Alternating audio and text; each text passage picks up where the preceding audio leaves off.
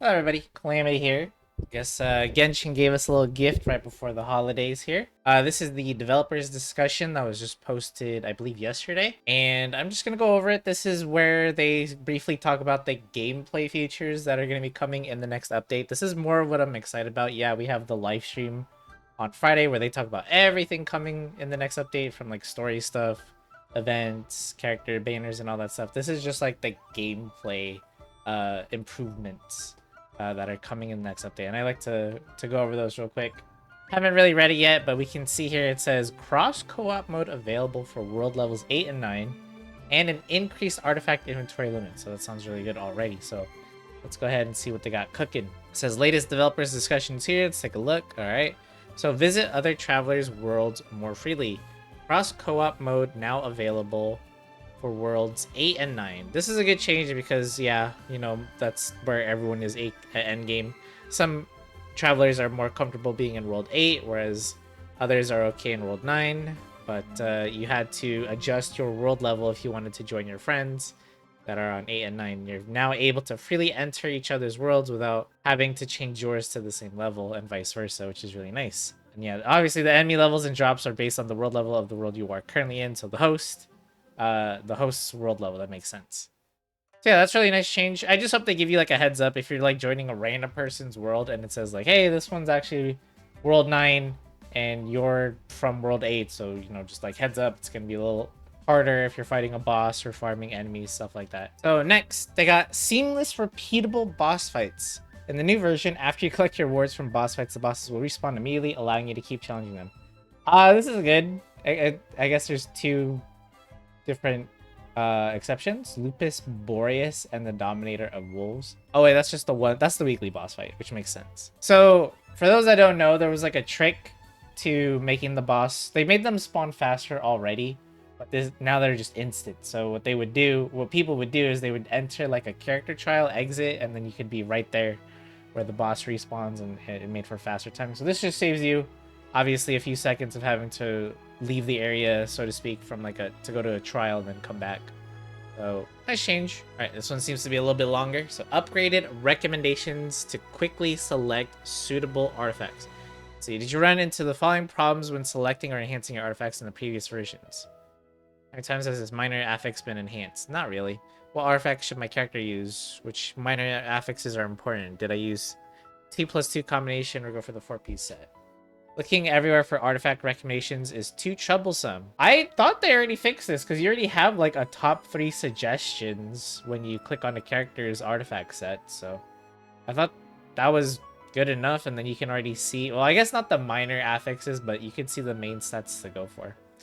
But let's see. To help you access artifact recommendations at your fingertips and easily gauge the quality of certain artifacts, we have made the following optimizations in 5.3 to cut down on steps when looking for suitable artifacts, so building your characters will be more hassle-free. Optimization 1. Highlighted recommended affixes. In the new version, when you view artifacts on the character interface, the recommended main and minor affixes will be highlighted to help you quickly decide if the artifact suits the character, letting you pick the right ones to enhance or equip. This is a nice change. For those of you that play Star Rail, you're probably already used to it if you have the I don't know if you have to enable them, but they also have like, hey, the character you're building, this is a good main stat, and here's you have like, you know, 2 decent substats here, like it shows in the picture. Nice change for especially for new players where you're not quite sure what you're looking at, and you're not sure, you know, is this good, is this bad, should I build it, kind of thing. And now you have a better, quick understanding of it. Obviously, if you're experienced and you know the characters, or you do research on the characters' builds and stuff like that, then you know, this isn't really going to be that helpful for you, but it's just a nice little thing to have. And at the same time, oh yeah, they're now sorting the recommended stats at the top. Again, Star Rail also does this as well. I don't know if Triple Z does it because I don't play that game, but if it does, you know, nice continuity between all the Hoyoverse games and stuff like that. This is really nice. Helps a lot of new players out what to look for. Yeah, there's a Nuvolet. Best stats for him as an example. Let's see. In addition, to help you save time on calculations and quickly determine the value of artifacts in the new version, when enhancing artifacts or using the compare to view artifact stats, you'll be able to see the number of times each minor affix has been enhanced. Again, Star Rail already does this, so this is why I get it's not really competition because they're both Hoyoverse games, but this is why having multiple games is good because they can bounce ideas off each other. When one game does something really helpful, the other game can copy it and vice versa. So yeah, we have that here. Yes. Now we can see, you know, like, hey, this went into attack a bunch, this went to crit rate one time, so you have a better understanding of the upgrades. There it is when you compare. Very nice there. And this is with the help of highlighted recommended affixes of the affix enhancement count to best build your characters. Yeah, this is gonna be really nice. Again, this is mainly for new players that are just like overwhelmed with like, I don't know how to build this character. I don't know what these stats are. What is this good? Is this bad? I just want to play the game, kind of thing. And this is perfect for you. Part 2, or at least optimization 2, it says right here, all-in-one artifact recommendations. In 5.3, when equipping artifacts, you can view artifacts used by recently active players from a convenient one-stop interface.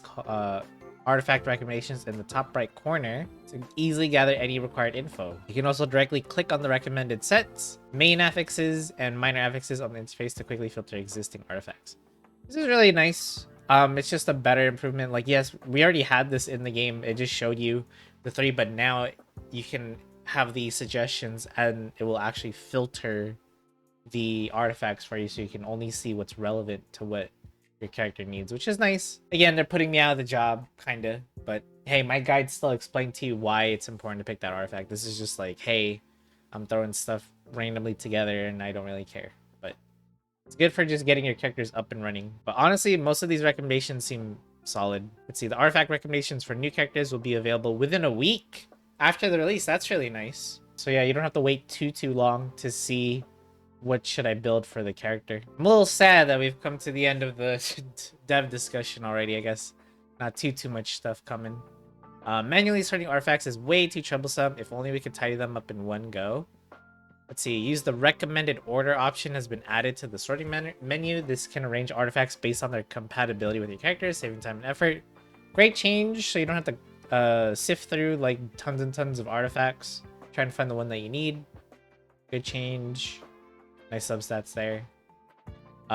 You can set the filter to always use the recommended order. I would recommend this a lot for new players. It will even old players, because it's just only going to put the good stuff at the top for you anyways, unless you're doing some very specific niche builds for a character. Like, for example, it's probably not going to put physical damage stuff for Zhongli, for all you physical damage Zhongli builders out there, all 2 of you or whatever. And the artifact inventory limit has been increased. Will now be 2100. I don't even know what it was previously, but they should keep increasing it, or just honestly just make it a ton, because they keep adding more and more characters, more and more artifact sets. We're getting more and more artifacts every day, and those take up the spots, I believe. So, you know, I'll take any increased inventory space. And then this brings the latest session of developers discussion to an end. Happy travels, traveler.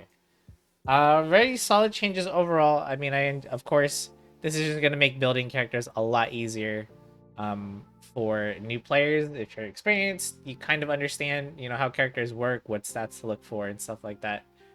There's just going to be a lot better visual clarity and better filtering for artifacts, which is very welcome. And then the boss spawning instantly, or instantly after you collect the rewards, is also nice. I do wish there was more. I will be checking out the live special program of Genshin 5.3 just to look at the banners and the characters, since now we already know all the quality of life and gameplay changes that are coming in 5.3. And that's it for this video. If you guys have any additional comments, concerns, questions about these changes, let me know in the comments down below. And with that being said, I'll see you guys for my reaction of the live stream. Take it easy.